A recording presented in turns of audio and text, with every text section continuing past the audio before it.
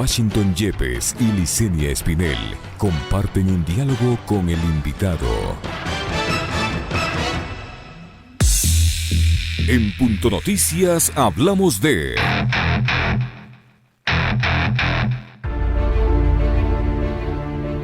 Que se le imponga la pena máxima por el delito de plagio a Pablo Romero, exsecretario nacional de Inteligencia, es lo que pidió la mañana del martes el fiscal general subrogante Wilson Toainga y Felipe Rodríguez, defensa del activista político Fernando Balda, quien sería la víctima del secuestro que habría ocurrido en Bogotá, Colombia, en 2012. Toainga, en sus alegatos de cierre, pidió al tribunal que imponga la pena máxima para el delito de plagio y que se considere como agravantes los numerales 1, 3, 5, 6 del artículo 30 del Código Orgánico Integral Penal. Además, dentro de la reparación integral, solicitó a la Fiscalía que se reconozca el derecho a la reparación integral de la víctima, para lo cual se tomará en cuenta lo señalado por la perito que realizó el informe del entorno familiar y la afectación que determinó la misma. También el fiscal Toainga solicita que se ordene en sentencia el pago de una multa, las disculpas públicas ante el juez de ejecución y la publicación de la sentencia en un medio escrito a nivel nacional.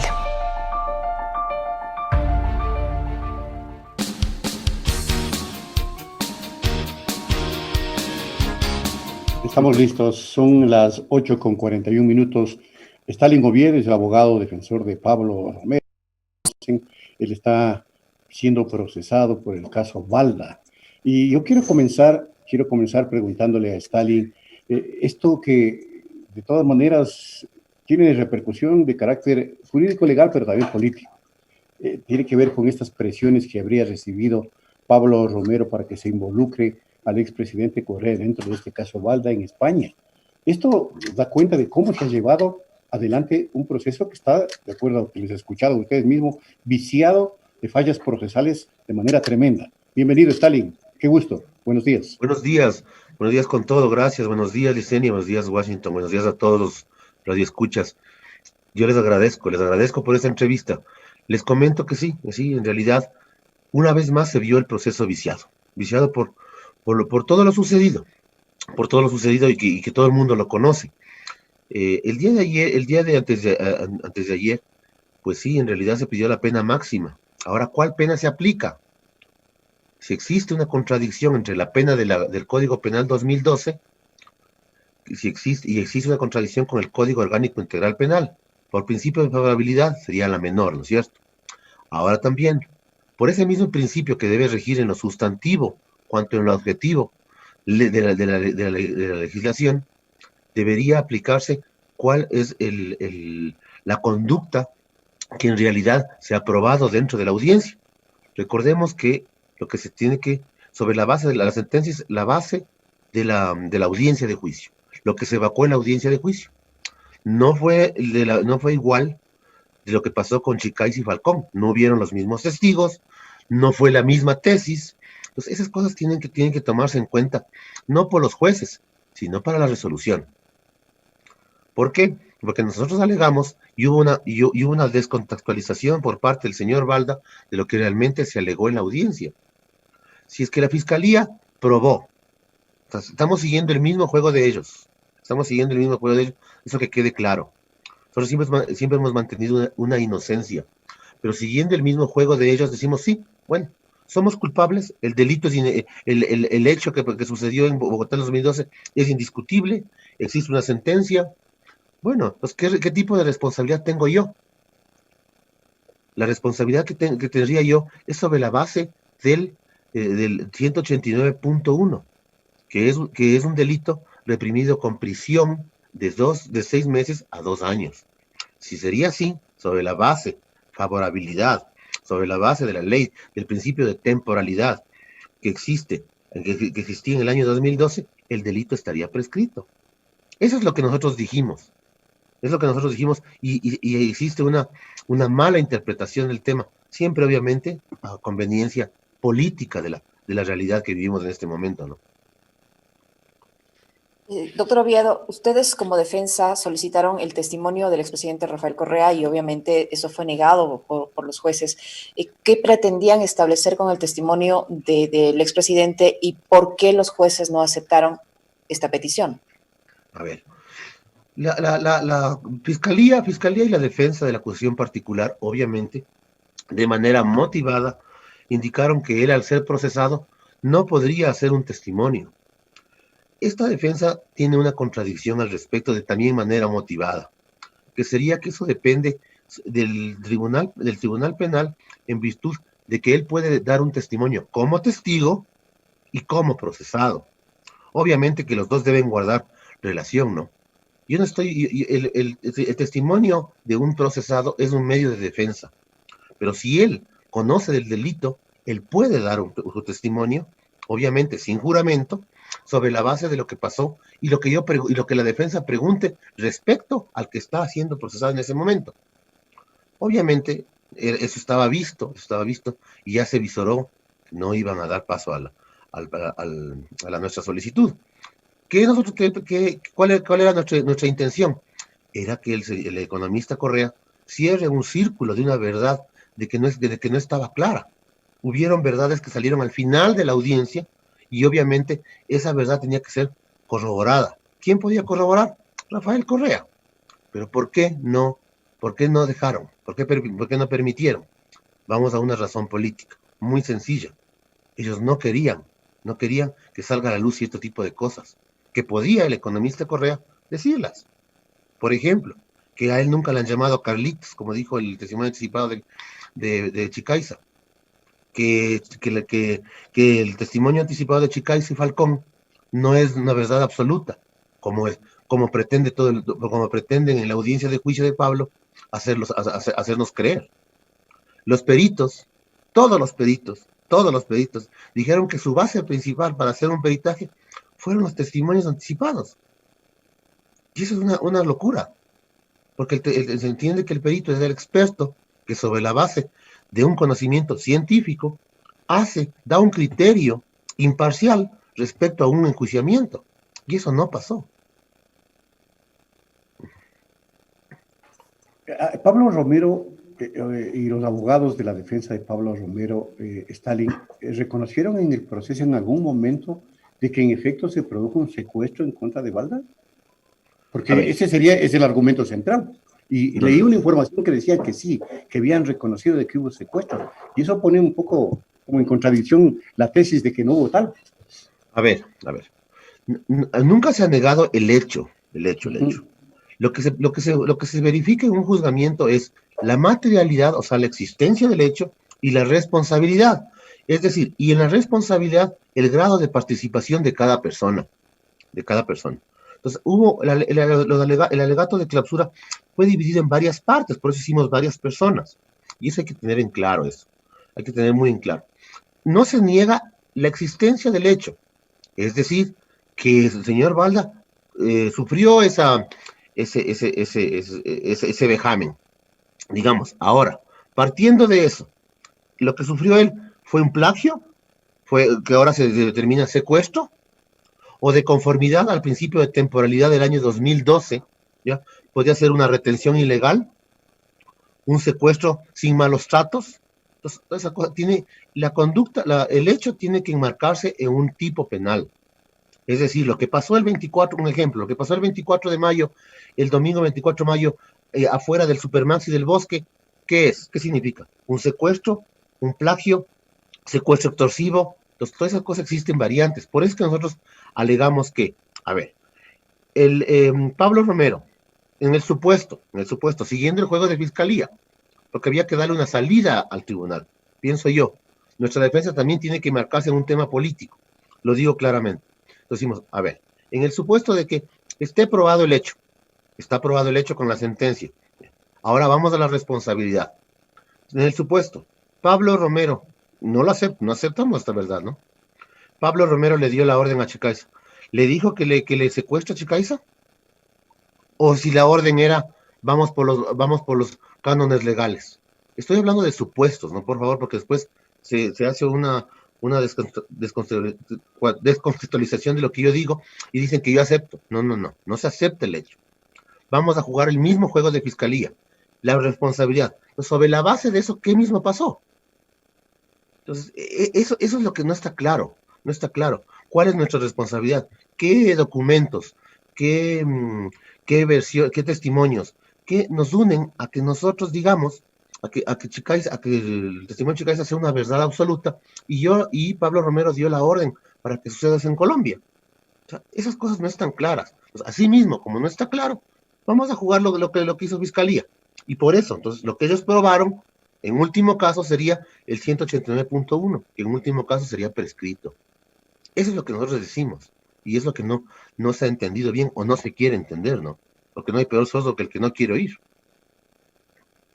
Ahora, Ese es doctor un tema Oviedo, muy complicado. ¿Usted cree qué cree que va a pasar ahora? Ya ha finalizado esta audiencia, ¿qué cree que va a pasar? ¿Usted cree que el tribunal va a acoger el pedido de la fiscalía?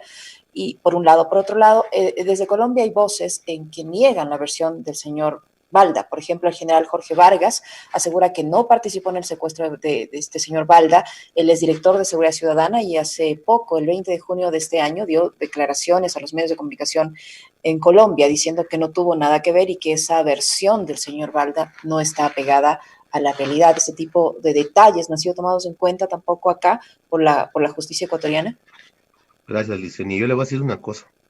En medio bueno, en la audiencia, cuando comenzó mi prueba, cuando me otorgaron la palabra para anunciar mi prueba y practicar mi prueba, yo referí que existía prueba nueva. Se hizo de manera escrita para que quede constancia. Yo sé que dije el principio de realidad, ¿ya? Y segundo, de manera oral se solicitó como prueba nueva, el testimonio del general Vargas, quien era el jefe de inteligencia, digámoslo así, en el año 2012. Es por eso también que a una persona, y qué bueno que me lo dice, porque yo puedo reproducir ahora enfrente a ustedes lo que pasó en la audiencia. Hubo el testimonio de la agente investigadora del grupo Gaula, quien llevó todo el juicio, y se le preguntó a la señora si existe un proceso abierto en contra de ecuatorianos en Colombia, y ella dijo que sí, hacia 3 personas: Raúl Chicaiza, Jessica Falcón y otro señor implicado que fue sobreseído. Entonces, sí existe un proceso. Se le volvió a preguntar si es que existía el proceso abierto para otros miembros miembros uniformados o ministros de Estado del Ecuador, y dijo que desconocía.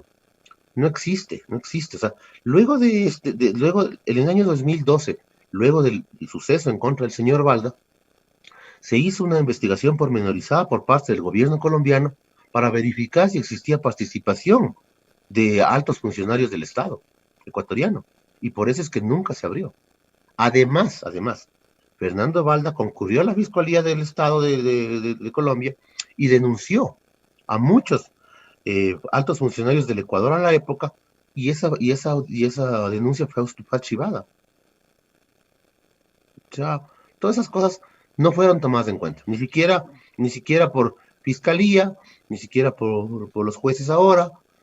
Yo pienso que sí está dirigido políticamente, ¿no? Y tiene un solo objetivo, un objetivo que no me parece justo, no me parece legalmente justo. Ajá. Ahora, políticamente no puedo opinar porque yo no soy político. Ahora, parodiando un programa de televisión, ¿esto es caso cerrado o qué corresponde procesalmente? Yo pienso que la salida de los jueces es aceptar por último, la responsabilidad de Pablo, la responsabilidad prescrita de Pablo, ¿ya? Y abrir una investigación respecto a lo que pasó en este proceso, ¿no? Que eso sería más o menos utópico o milagroso, no existe eso. Pero ahora lo que yo veo es que sí existe una sentencia condenatoria. Ahora, hablando de que existiera una sentencia condenatoria, que espero que no, ¿cuál sería la pena para ellos que debería imponerse? De 6 a 9 en el año 2012, 6 a 9 años, año 2012, o 5 a 7, de acuerdo al Código Orgánico Integral Penal. Eso también tenemos que estar muy atentos porque los jueces yo no veo que están aplicando realmente el principio de favorabilidad, como establece la doctrina y las resoluciones de la Corte Nacional, ¿no? Ahora, doctora Viera, hay un concurso para la renovación de la Corte de Justicia en marcha. ¿Usted cree que este concurso de una u otra forma puede afectar las decisiones de los tribunales que están ahora a cargo de procesos tan delicados como este y que inusitadamente toman vida y cobran una velocidad distinta a otros procesos en una época de emergencia sanitaria? ¿Usted cree que esto puede afectar la claridad, la legalidad de la respuesta del tribunal en este proceso? Qué bueno, Licenia, porque yo sí digo, si queremos dejar en claro cosas dentro de la audiencia de juicio, obra alegaciones respecto a la forma de llevar la audiencia por parte de esta defensa, ¿no? De manera jurídica y de manera coloquial.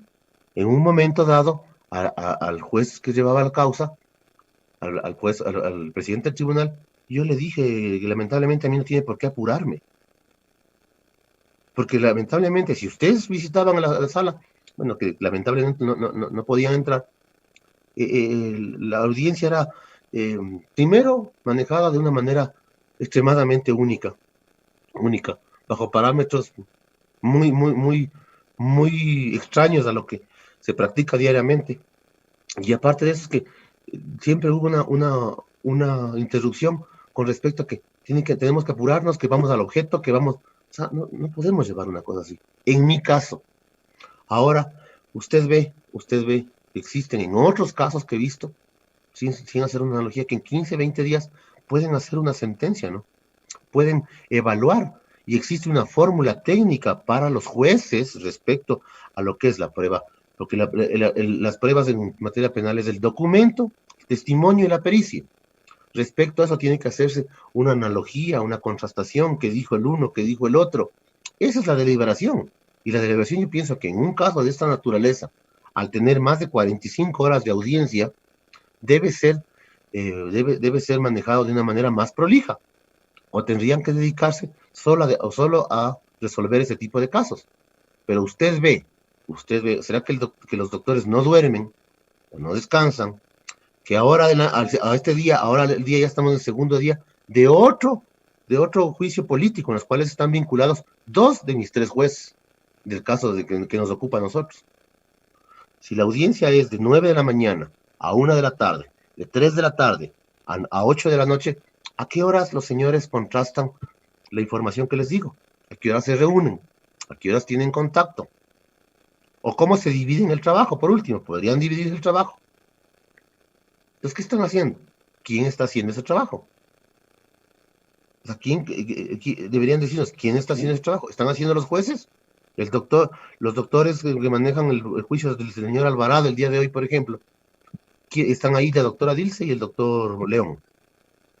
¿En qué momento están analizando mi proceso? O sea, esas cosas tienen que ser, que no sea tan notorio. O sea, yo pienso que las cosas se pueden hacer bien, pero sin hacerlo tan notorio. Guarden las formas. Notorio. Pero es tremendo lo que usted dice, Stalin, es tremendo lo que usted dice, pero si bien usted también ha dicho que no es político, pero es evidente que este es un caso de lawfare político, de persecución política, y Pablo Romero puede estar siendo sentenciado por esta persecución política, sentenciado penalmente, digo. No, o sea, siempre se ha reconocido que el tema es político, y una cosa que me acordé en este momento, es que Pablo en su testimonio sí dijo, ¿no? O sea, la cooperación eficaz es una propuesta ¿de quién? De la defensa del procesado, porque es el que tiene la información. Dice, señor, yo tengo la información. O sea, la propuesta tenía que venir de mí. En ese caso, que a ese tiempo era el abogado de Pablo. Decirle, señor fiscal, doctor Pérez, tengo esta información, necesito que usted la valore, pero hagamos una cooperación eficaz. No. Entonces, ahí se trastoca la institución, que es un mecanismo de investigación, de que el señor del Ejecutivo le visiten en España y le pidan, oye, hazte cooperador sobre la base de qué, porque la cooperación tiene sus beneficios de acuerdo a la información que usted entregue, documentos, testimonios, esas cosas, ¿no? Entonces yo pienso que eso deberíamos ponernos a pensar y decir que no está bien cómo están llevando los casos.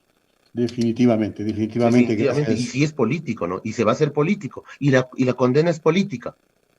Y la Sin que duda. condena va a ser política. No es que me sienta que vamos a tener una condena. Yo todavía tengo algo de esperanza. Tengo 20 años de beneficio profesional y pienso que sí hay un poco de esperanza y un poco de razonamiento de los jueces, ¿no? De razonamiento legal, no razonamiento político. Así esperemos. Eso es. Gracias, Stalin, por habernos A la acompañado. orden. Punto Noticias. Apasionados por las noticias.